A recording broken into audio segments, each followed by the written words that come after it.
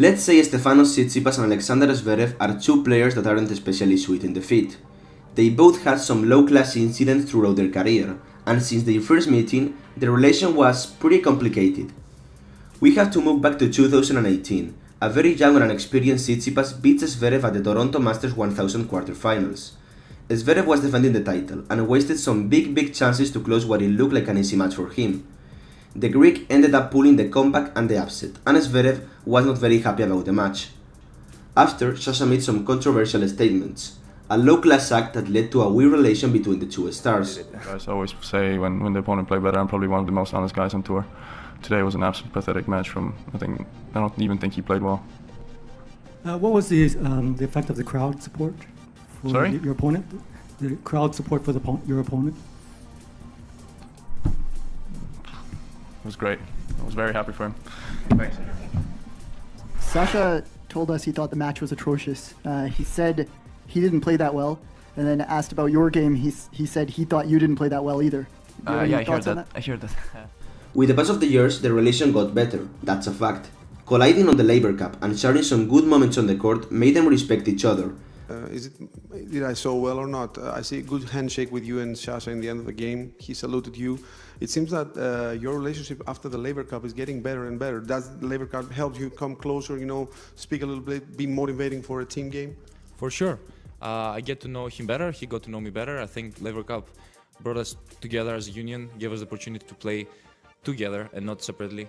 So also the lunch and dinners that we had together. But in 2021, another bizarre episode had part on the Cincinnati semifinals. Tsitsipas took one of his famous toilet breaks after the first set, and his dad and coach Apostolos was catch texting probably his son while he was on the bathroom. Zverev, of course, did not like this, but this time the one who choked a huge lead was Stefanos Tsitsipas. Zverev trying to be nice, but let's say Stefanos Tsitsipas this time was enough for anything. He's not wrong. Unbelievable when they play. Cameron Norrie and Novak Djokovic have now one of the most spicy relations in the tennis world. All of this started back in 2022, when after Djokovic won Wimbledon, beating Norrie in the semi-finals, the British made some very controversial statements. Djokovic had already qualified for the ATP finals, despite not being on the top 8, because he had just won a Grand Slam title, that's the rule. It was a very stupid statement from Norrie, not only because Novak Djokovic answered him on the court making the top 8 and winning his 7th Masters title. Also because Wimbledon points were not awarded that year, so actually it wasn't really smart from Norrie. I'm sure Novak Djokovic was pretty disappointed with Norrie's words, but months later they collided again on Rome's 3rd round. Norrie hit Djokovic while he was turning his back, something that really started something between them. Djokovic looked very angry with Norrie, and after a strange medical timeout from Norrie just at the end of the match, Djokovic celebrated in a very effusive way the victory. The Serb exploded and had something to say to Norrie after the match. Novak, you seemed quite angry with Cameron when he hit you. Do you think he did it deliberately? And were you upset that he took that medical timeout when you were about to serve out the match? I did watch the replay when he hit me. Yeah, maybe you could say that he didn't hit me deliberately. I don't know if he saw me. I mean, you peripherically you can always see where the player is positioned on the court, and the ball was super slow and super close to the net, and I just turned around. I mean, because the point was over for me, but it was not so much maybe about that, but it was a kind of combination of things. From the very beginning, I don't know. I mean, he was doing all the things that were allowed. He's allowed to take a medical timeout. He's allowed to hit the player. He's allowed to say, "Come on," in the face. More or less every single point from basically first game. But those are the things that we players know that in the locker room it's not a fair play. It's not how we treat each other. And but again, it's allowed. So.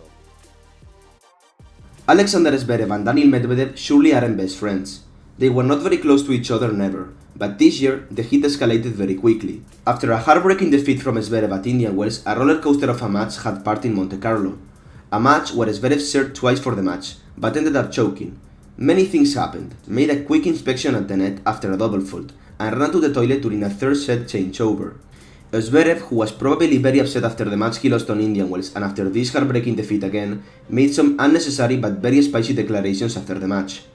Sascha, ich weiß sehr zu schätzen, dass Sie sich noch die Zeit nehmen. Über 3 Stunden draußen, alles dagelassen, Matchbälle gehabt. Wir brauchen gar nicht in die Analyse gehen. Wie geht's Ihnen nach dem Match?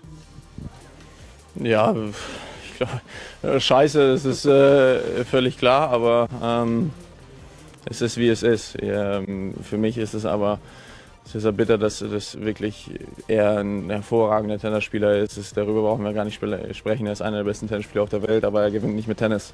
Er ist einer der unfairsten Spieler, die wir auf der Welt haben. Er versucht alles zu tun, wenn er hinten liegt. Er hat es in den Rows gemacht, er hat es hier gemacht. Deswegen darüber bin ich einfach extrem enttäuscht als Sportler, weil ich nehme Fairness und ich nehme Sportsmanship sehr, sehr ernst und ja, davon hat er leider nichts. Und die Rivalität, die wir haben, die ist unglaublich. Wir haben so oft gegeneinander gespielt schon, aber einer der Gründe, warum Roger und Rafa so beliebt waren und die Rivalität überall auf der Welt zu schätzen war, weil sie immer fair zueinander waren. Und das kann man leider von ihm nicht behaupten und das ist einfach für mich als Sportler wirklich schade. Welche Momente genau meinen Sie? Es gibt tausende Momente. Ich meine, wenn ich bei 5-4 anfange fürs Match zu servieren, nimmt er den Stock vom Netz, schmeißt er den irgendwo hin, dann spielt er natürlich sehr mit den Zuschauern. Dann geht er bei 4-3 im dritten Satz auf Toilette, obwohl es gar keine Toilettenpause mehr gibt, sondern einfach nur normal. And of course, knowing Daniil's personality, he had something to answer in the press conference in a very Medvedev way. I usually feel bad when something on court happens and let's say I'm not fair play, because I know sometimes I'm not. Yesterday, what the thing with the stick made him say this. Toilet, well, I wanted to pee, what does he want me to do? And let's take it step by step. So 3-2, I have like 5 break points or whatever, he manages to hold, congrats. Then I make the game 40-love for me, I go to the toilet, I lose next 2 games, he's serving for the match, and he's saying, I'm going to the toilet to make him play worse.